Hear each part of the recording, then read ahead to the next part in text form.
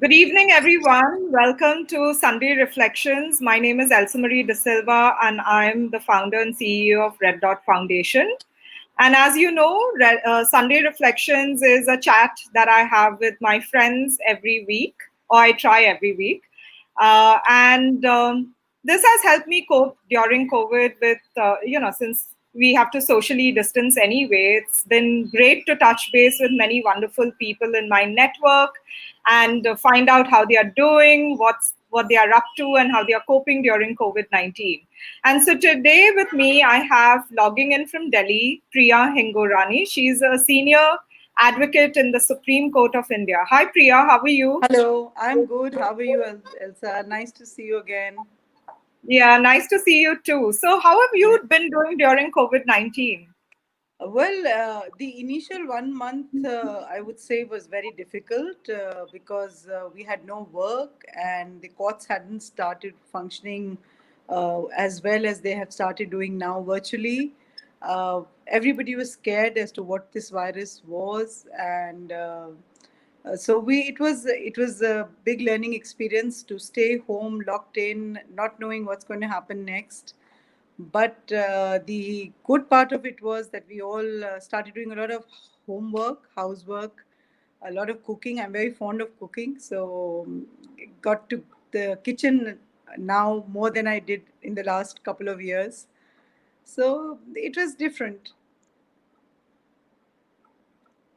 Great. And court has gone virtual. So, what's that experience been like? It's been very difficult for many of us. Since we are all computer savvy to an extent. I mean, I wasn't so much as my juniors and my other team was, but I have learned in these last 6 months. I think I know it all now. But yes, it has been very difficult for the judiciary because most of our judges at the Supreme Court were not computer savvy. There was no system in place. It took them a couple of months to put the whole system in place, not only in the Supreme Court, but across the country. Trainings went along throughout the COVID period. It was very difficult for the clients to access the courts. So it was a completely new system which was put in place, and it's actually still being put in place in smaller cities and the district courts. But yes, and I could say right from June onwards, things have been better. We have been working. Courts have keep giving out the data that they have done so many cases and so much has been done. But still, I must say, a large chunk of lawyers still have no work, are suffering. A lot of clients still don't know what's happening in their cases. So it's a difficult period for the legal profession. Well, that's a very interesting perspective. Thanks for sharing that. Honestly, during COVID-19, a lot of people have had to fast track their own capacity building in terms of adoption of digital technology. So that's great on one hand. And Yes. hopefully, in a way, it'll bring in efficiency, especially because you save so much of time traveling to and from Yeah. a Yeah. particular place. So Yeah. that same time can be used to maybe fast track some of the cases. But like you said, others are out of the system and it's affecting them. So, Yes. so how do we overcome some of these gaps? Do you have any thoughts on that? See, it's very difficult for a lawyer to go out and say that I don't have any work and I'm not earning and give me a loan or a grant. It has been very difficult for the junior bar, particularly. But the Bar Council of India, Bar Council of respective states, the bar associations have put together a corpus. Many of us have donated to the corpus to at least give out kind of grants to lawyers, and it's happened countrywide. All bar associations across the country, whether Bombay, South, in Delhi, North India, they've all done it, but it's not enough. So there has been a large section of lawyers who have been asking for the physical appearances to start in courts. To some extent, they have started, but it's not enough because that cases are on the rise. So I don't know. I think it's very important. In India, particularly, we don't have, like for the legal profession or for the architects or for the medical profession, any kind of a social scheme which keeps it going, or which helps them in distress. And I think the governments really need to put their heads together to see what kind of a social scheme can be put in place uh, for professions or for people from this section of society who have no backup otherwise. These are all private institution, private work. So there is something, and actually a lot needs to be done in this side. So this is for the first time we felt it. We haven't, no, I mean, the lawyers, I would say, have not felt this before, but this pandemic has made us think about these things and talk about it and look at what can be put together. So during my Sunday reflections, as well as the other chat show I have on Wednesdays called Inclusive Cities, the conversation has actually engaged in many different ways on this topic. How our systems were not robust enough to cater to the outcome of such a crisis, where the middle class, which forms the bulk of our population, actually are sliding backwards. And Yes.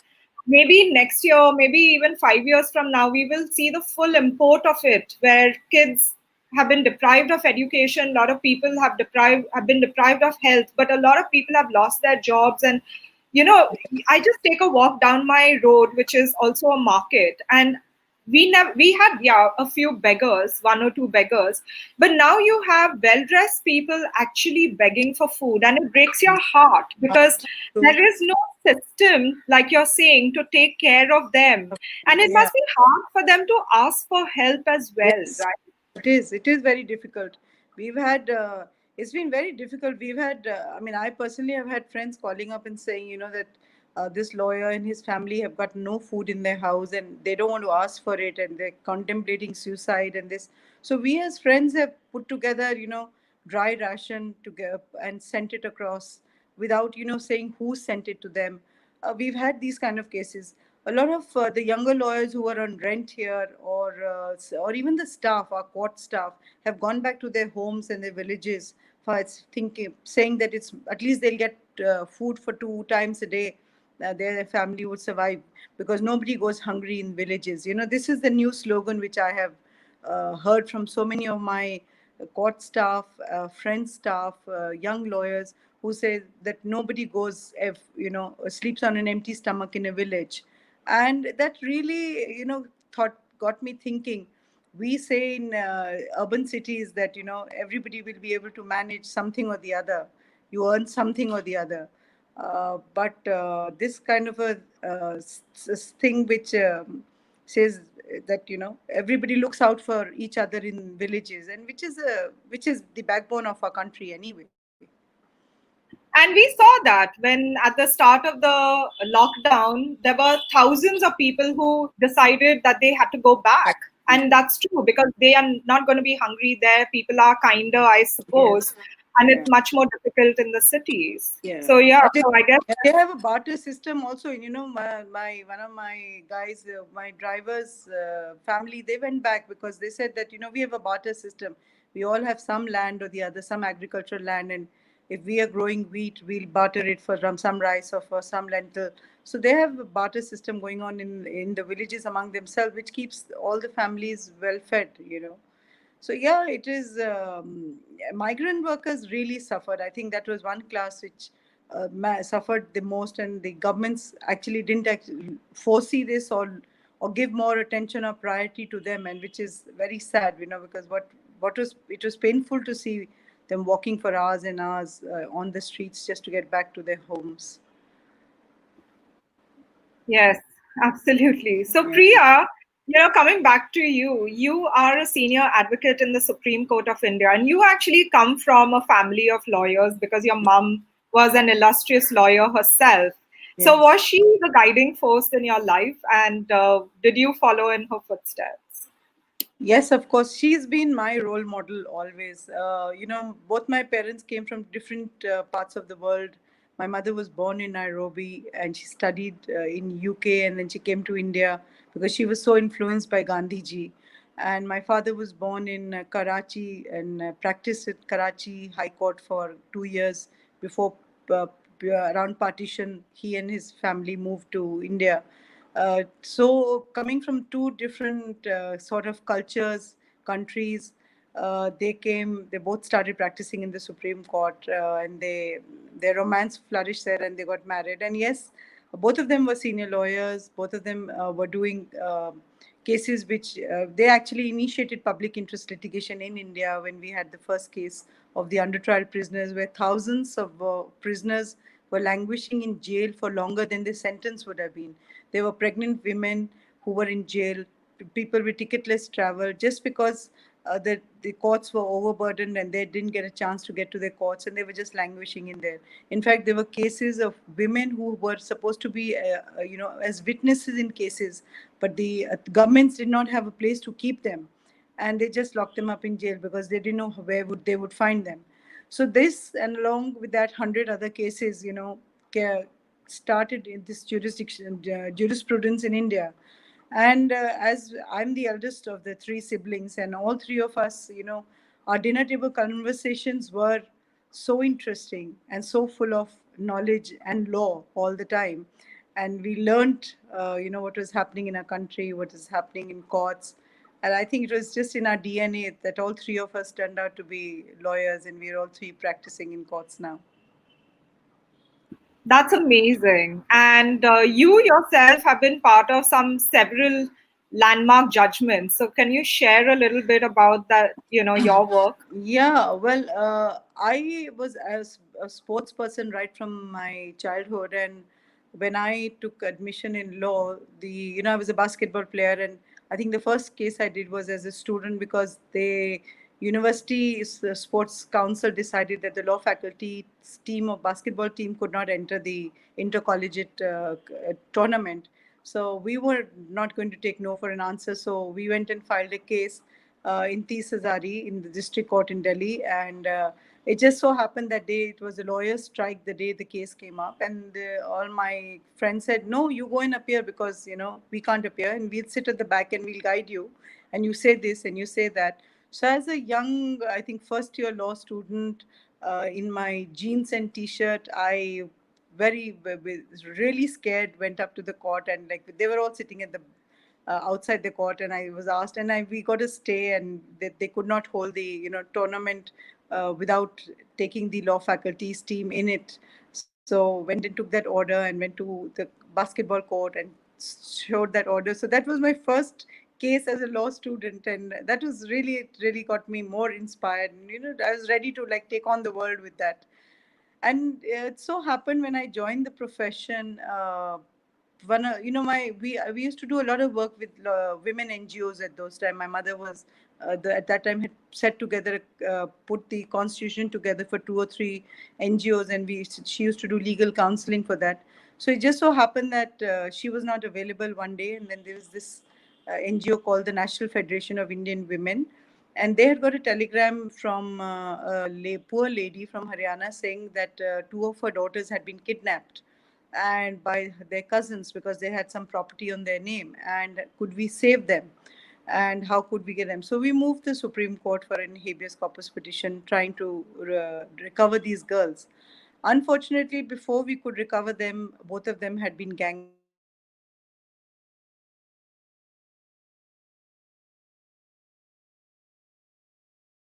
raped, and can you hear me? Hello? Hi, Priya. I can hear you, Hello? but can't see you. Hello? Hi, Priya. I can hear you, but I can't see you. Um, Do you want to try logging in again?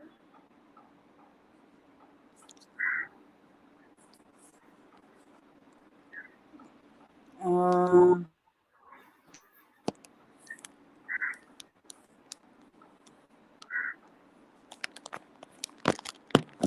can you hear me? I can hear you. You seem to be on mute. Really? Can you hear me now? Because I can hear Can I you. just? I don't know what's happened. It's just Do you gone want to? blank. Yeah. Do you want to I log can't out? hear And you. log in? I can't hear you. Priya. Yeah. So I'm talking to Priya Hingorani. She's a senior advocate of the Supreme Court of India, and her journey has been extremely um, inspiring. I'm waiting for her to log back in because she lost connectivity briefly, and that still happens during this time. I guess we've had a very good run where most people Yeah, don't can you really hear me? look up. Yeah. Yeah, I can hear Okay. you and see you. Yeah. So you Sorry, were sorry. talking about this non-profit that Yeah. they received this letter from the woman in the village. Yeah, and then we filed a case in the Supreme Court, and unfortunately, before we could actually recover them, they had been gang raped by the cousins and his friends. And just for a piece of land, they wanted the girls to sign off their land to them.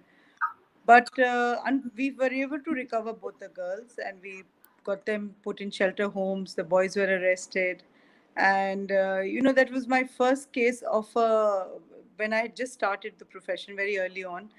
And similarly, it just so happened that another case came up like that. That was very horrendous. I mean, there was a girl who was, because she gave birth to a baby girl. This was a Muslim family, and she was the baby girl was killed the same night, and this lady was sold to a brothel because she gave birth to a girl child. And the mother was informed that she had disappeared somewhere. She had probably gone to they said, the mother-in-law said that she had gone to the fields to relieve herself and she's missing. So again, this was a telegram which was received by this lady who used to just, do work in different people's houses as a part-time maid. And she had four other daughters and two sons. I mean, this was the large family that they had, and this girl was missing. And while we were just preparing the case, we got a tip off that she had probably been taken from one state to the other to be sold to another brothel, because they got to know that the police was going to look for them. So we had to involve two states. We had to involve Rajasthan and Haryana. And so they recovered this girl after about 7 days. And I must say, the Supreme Court, in those days was so humane and so proactive that the minute cases like this came up to the court, they were instantly like, within 24 hours, you have to produce the girl, put all the police force on there. So we managed to retrieve this girl from Rajasthan. She was in a vegetable state because she had been exploited uh, really, really very badly with the customers and all the stuff. And she was just a 16-year-old girl because it was a child marriage. And it took us, I think, about a year and a half to get her back on her feet, because the court directed, she was admitted at AIMS, she was treated, then she was kept in a shelter home because they didn't want to send her back to her family where she would have again got exploited. And what happened was, while all this was going on, the younger daughter, sister of this girl, was married to this boy, and she produced twin boys. As a result, they were very happy with this younger sister. So there was and this younger sister said, don't harass my in-laws and don't harass my husband. So it was a very complex situation, but anyway, they caught arrested the boy, and he was sent, I mean, he was directed to be arrested, and he and his parents were sent to jail for killing the baby, the girl child, and also for selling her to a brothel. So those are the kind of, that was my initial start with the legal profession, working a lot with NGOs on domestic violence, child marriages, maintenance cases. And as a result, over the years, I've kind of specialized in family law work. But apart from that, also, I did a lot of work on the commercial side. So, used to balance tax and commercial litigation with family law and, these kind of cases. So, I've had a very interesting journey as far as my profession is concerned. And I love it going into courts. That adrenaline runs into me every day when I know I have to appear in courts. I just find it very satisfying.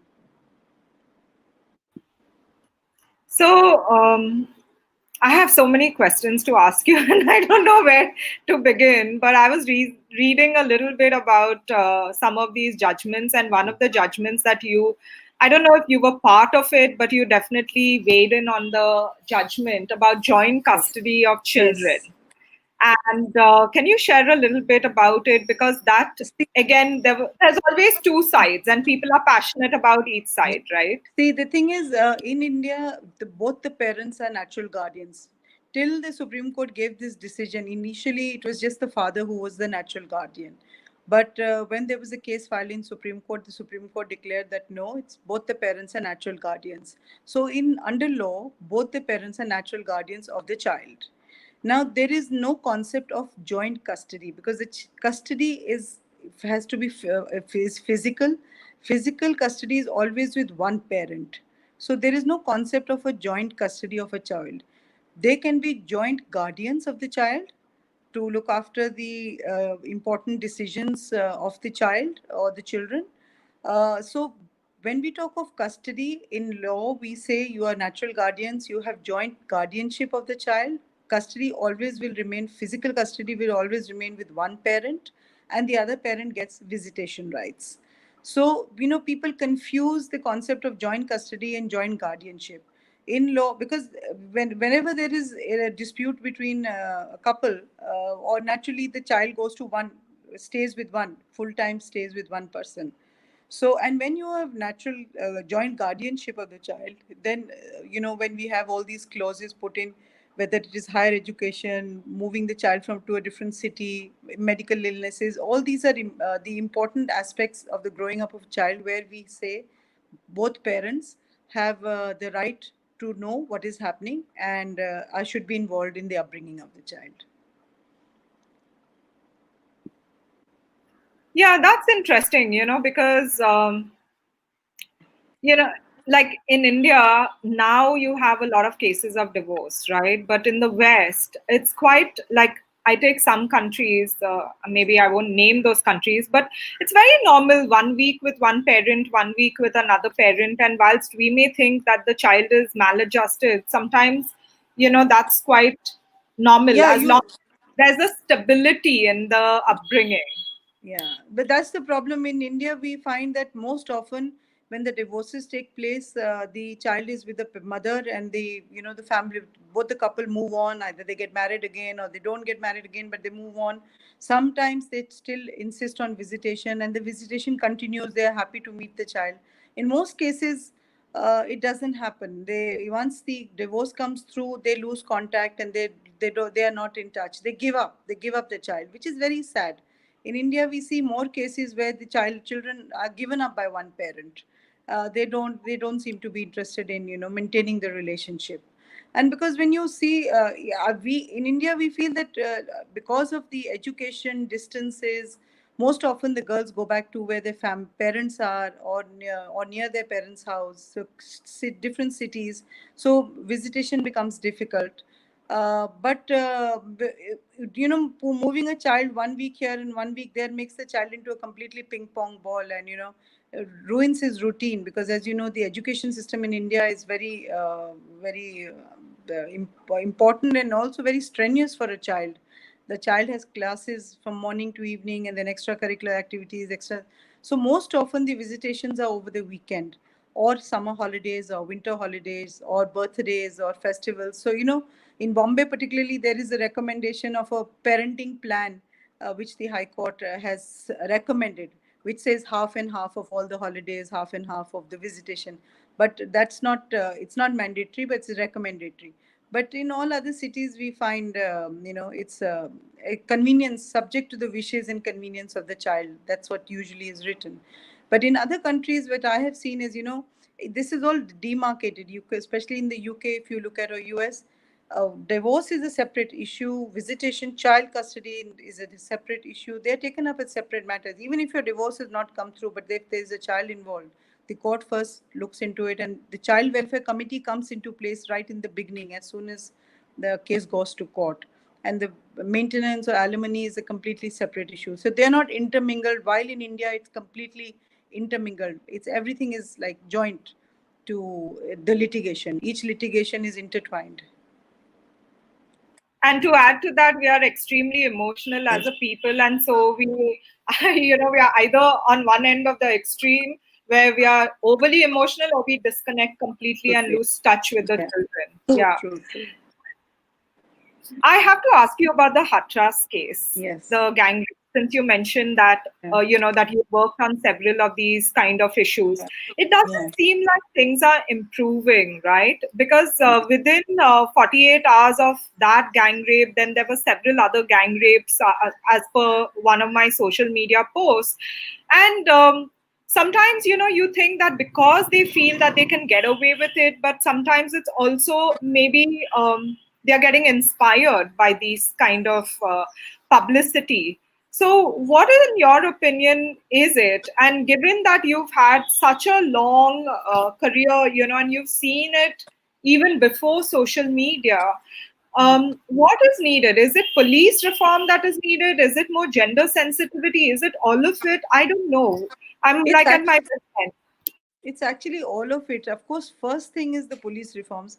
We were involved with the Nirbhaya case. When Nirbhaya case took place, the parents came to us, and we filed in the Supreme Court. We challenged the Juvenile Justice Act because one of them was put in the juvenile home protection home, And and he we was the challenged. most brutal, right?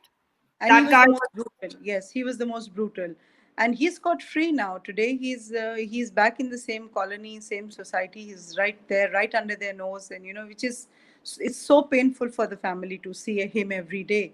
But we challenged it and said, the constitutional validity of the act, where to a certain point where we said that if a child, if even if he's a juvenile, but if he knows, if he's in his senses, he knows exactly what he's doing, he should be tried as an adult and not tried as a juvenile.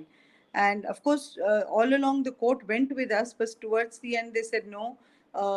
Even if we allow this to happen, it will be for prospective cases, not retrospective. Not would not apply to his case. But yes, they made certain observations in the judgment which would help future cases, because what was happening is the minute you said you were juvenile, even 17 and a half months, then automatically, without application of mind, the magistrate would just say send him to the juvenile justice court, rather than actually applying their mind, which is what is mandated by law. So of course we did that, and when we saw in Nirbhaya, and after that the Justice Verma recommendations came, and they brought about amendments in the criminal justice system. They brought on new sections. They made rape, punishment more stringent.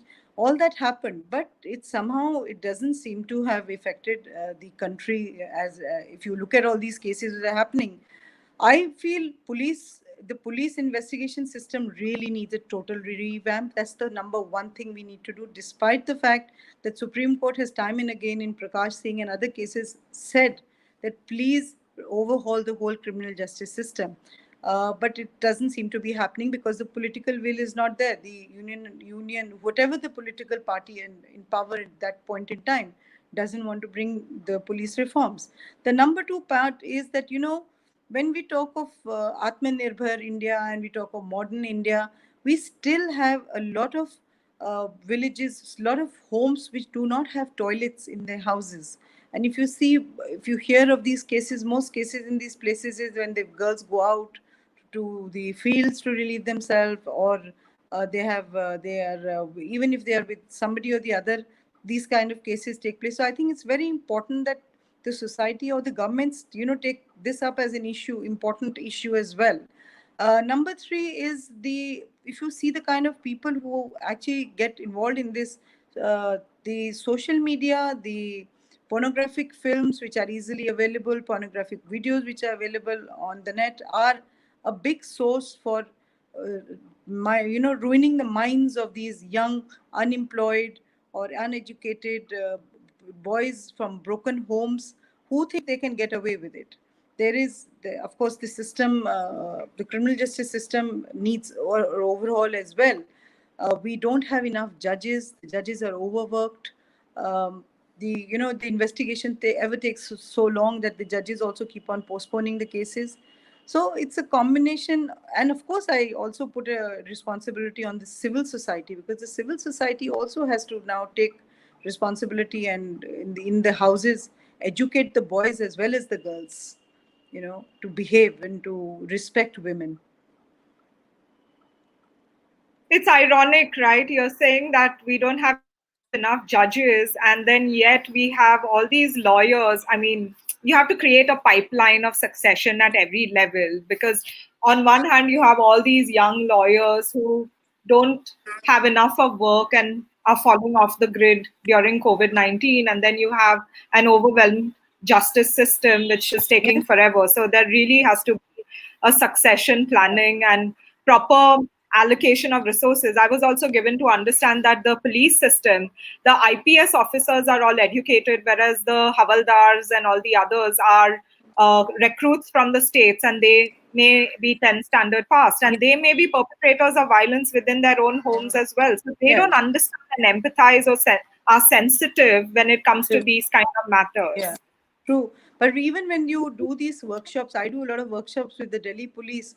It's their mindset which needs to be changed. Whatever education or sensitization you do with them, the way they have been brought up to make them, they are made to understand that they are the man of the house. They are the most powerful one. They are the ones who have to. If they've said something, it means that that's the final word. Their mindset is very different. It's very difficult for them to understand that a woman is equal to a man, or even far better than a man, it sometimes I come away feeling very, very disturbed. And you say, what do you do with these people? But yes, upbringing, I think, plays a very, very important role in gender sensitization, and that's somewhere we still haven't found the magic wand for that. Absolutely. And then it doesn't help when our, mainstream media, including the films and ads, are all sexist and promote the misogyny and patriarchy that further, Absolutely. reinforces these ideas. Yeah, even if you see all these TV serials and all, you just sometimes feel that it's like, why can't they be more sensitive to women and issues relating to women? They talk about it, but even a show like Kapil Sharma show is supposed to be very popular. I think it's just downgrades or degrades women all the time. It may be very funny, but it's not funny. One of the former Supreme Court judges, he actually said something about the rape. He says, oh, I denounce the rape. But then he goes on to actually say something like, but men, it's their biological need to have sex, and, they are without work or something. And he justified it. So it doesn't mean that, your first line and your last line denounces the rape, and then or everything in between justifies it. And he's a man of such standing, and then you wonder, how did he make it to the highest court in the world? Yeah, yeah. Well, Shocking. you'll be surprised that we have many of them in the judiciary who think this way. Sometimes it reflects in their judgments as well. And we've had these cases from Kerala also, where a judge made a comment and then he had to retract his comment. We've had judges here as well in the lower judiciary. And particularly we find, in fact, I've had taken up this issue twice with the High Court Chief Justice. There was a judge who had just himself gone through a very, very nasty divorce, and he was made the judge of the family court. And every other day we would find him, lambasting the women, and not passing maintenance orders, or just saying, oh, you women, oh, you women. You would just make these kind of comments. So we really realized that, this he was not only doing justice, he was actually being very sexist about the whole situation. So we went and complained to the High Court Chief Justice and said that, a person who himself has just gone through a very nasty divorce himself, he should not be sitting in the family court at all. And I mean, why don't you see the antecedents of a judge when you do these transfers? So he was taken off that roster. So, but if you don't take up these issues, allow it to happen, it just goes on. Women don't get justice. And similarly, we had another lady who had a very terrible divorce herself, and she was in the family court. She was in the Mahila court, domestic violence Mahila court, and she would, kind of not listen to the boy, and kind of tell them that to pay, and not only pay, but just say, leave your house. She should stay in this house. You're not allowed to stay in the house. You should not enter the house. So again, we had to go and inform the judge in charge there and say that it's not fair in the judicial system. So very few people actually pick up these issues, and I find that unless and until you take them up, you're not able to put the system right. These are very small steps, but these are, when this is my line of area of work, and I find it's important to take up these issues. So life is very, yeah, it's my profession is very interesting, and I learn every day.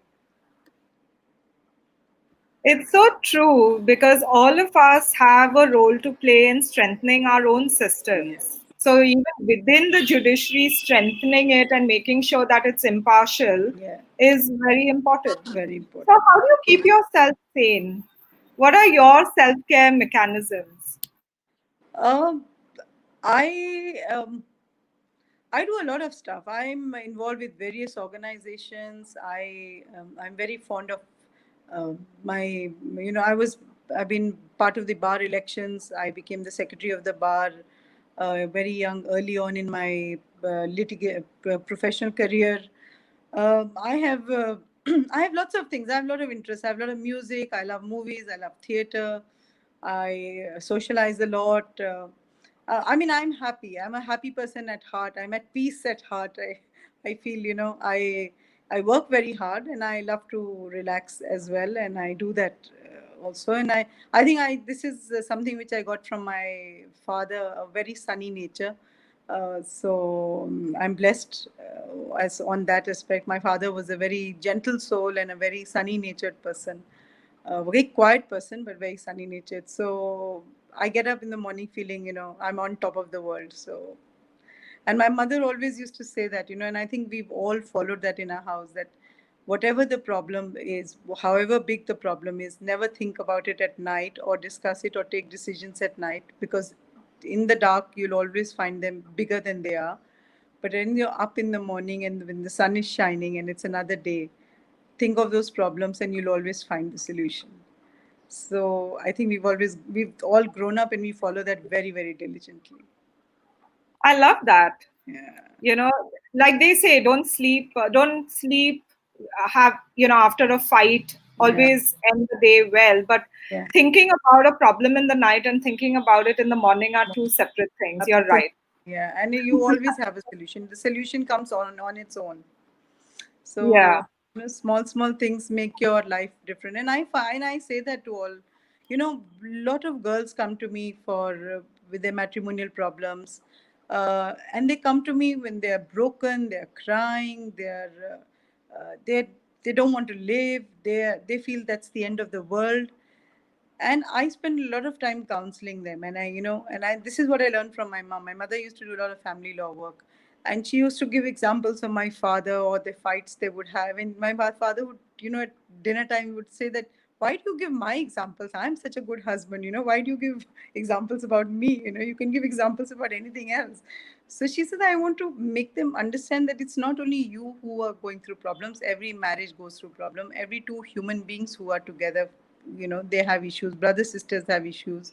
Sons and fathers have issues. So they should not feel that the world has come apart. Then they have no purpose of living. And when I have these conversations with these girls who come, particularly the girls, why I'm mentioning the girls, they go back stronger. They are ready to fight. They're ready to take decisions. They're ready to carry on, move on in life despite I think women get more affected by divorce. I don't know, I feel that much more. And so I feel more, I'm very satisfied when I've done a good counseling session than a good case in court. So you get satisfaction in different ways in your work. What advice would you give your 16-year-old self? What advice would I give?